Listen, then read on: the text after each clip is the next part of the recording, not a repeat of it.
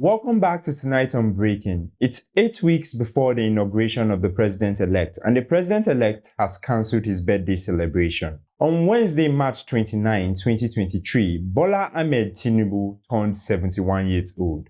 At least that's what his spokesperson is telling us. Now, usually Tinubu hosts a colloquium on his birthday, but this year he cancelled it. According to his spokesperson, Tinubu has directed that the day should be spent engaging in special prayers and Thanksgiving service. Don't worry everyone, the president-elect is fine. He's just resting. Meanwhile, earlier this week, a high court in Benue State granted an order restraining the PDP's national chairman, Iyorchia, from parading himself as the party's chairman. If you're wondering why PDP still exists, well, we're not sure why either. As you know, the crisis in the PDP during this past election centered around this man, Iyorchia, and this other man, Nyesom Wike. When Atiku refused to dismiss Ayu, Wike basically withdrew his support for Atiku and pretty much helped ensure that Atiku would not win the election. Fast forward to after the election, Atiku lost his presidential bid and Ayu went on a suspension spree, suspending party leaders over allegations of anti-party activities. But in a twist of events, a PDP chapter in Benue State announced the suspension of the party's national chairman, Iyorchia. They accused Ayu of working against the party. So, if you're keeping track, Ayu was suspending people for working against the PDP. Ayu himself has been suspended for working against the PDP.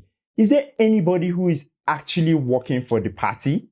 If no one wants to be in this party, just disband it. At this point, the backstabbing is just too much. This is worse than a Greek tragedy. At least in a Greek tragedy, the chorus survives. But in this Nigerian tragedy of PDP, no one is going to make it out alive. Still on election news, over the weekend, Daily Trust interviewed this guy, Lawan Musa, the newly appointed representative of Nguru constituency in Yobe State.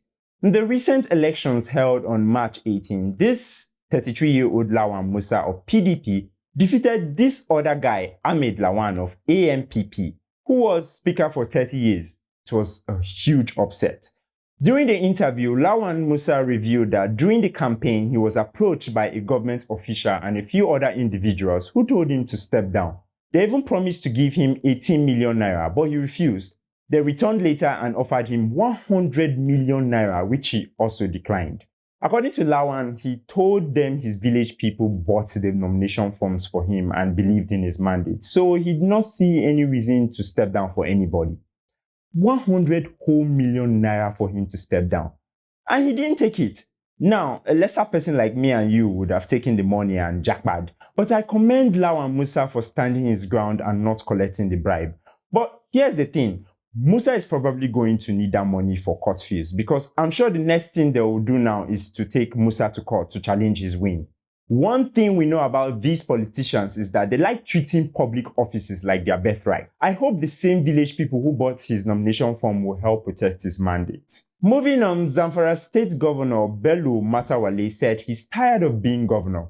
Well, Governor Matawalle, the people of Zamfara are apparently tired of you being governor as well because they voted you out. Matawalle recently sought re-election in the just concluded gubernatorial elections, but lost to the candidates of the opposition PDP's Dauda Lawa. As you know, Zamfara has been one of the states in the northwest that has been overrun by bandits since 2019, and Governor Matawalle struggled to get the situation under control. Now, he has been fired by the people of Zamfara, but he just wanted them to know that he was tired of governing them anyway. He just contested for re-election for fun. Finally, some non-election news. China's Exim Bank has rejected Nigeria's request for a $22 billion loan to cover infrastructure projects. And instead, the Chinese Development Bank will loan $973.4 million to fund the Kaduna-Kano segment of the railway modernization project. So we asked for $22 billion and we got a little less than $1 billion. And not even from the original lender. That lender sent us to another lender to collect. You know when that girl doesn't want to hurt your feelings, but she's done with you and one day she's suggesting that you should be dating other girls. Yeah, maybe China is trying to tell us something. But Nigerian politicians are shameless. We would take the $973.4 million. During the week, the House of Representatives approved the motion to accept the loan from the China Development Bank. After the motion was presented, an objection was raised by the chairman of the House of Committee on Agreements, Treaties and Protocol, Nicholas Osai, who told the House to reconsider the motion. Nicholas argued that in order for members to be guided in their decision to approve the loan, the Minister of Finance should present the updated information on the agreement with the China Development Bank before the agreement is granted. But what do you know? Nicholas' objection was immediately overruled as members of the House of Representatives voted overwhelmingly to pass the motion. Why review agreements? Just sign. Isn't that how the Native Americans lost their land? If Chinese come bringing blankets, run everybody. Last but certainly not least, President Muhammadu Buhari on Tuesday inaugurated the first oil exploration well located in Obi local government area of Nasarawa State. According to the president, the new oil discovery was in line with the ongoing campaigns to explore crude oil and gas in the nation's frontier basins. Just back in November last year, Buhari also inaugurated an oil drilling at Komani Field, a field which is on the border of Bauchi and Yobe State. Guys, I thought we were supposed to be developing the non-oil sectors. What happened to that?